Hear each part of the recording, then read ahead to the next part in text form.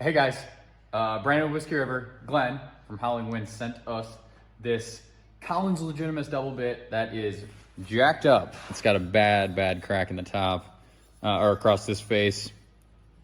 It's got a pretty decent crack on the stamp side.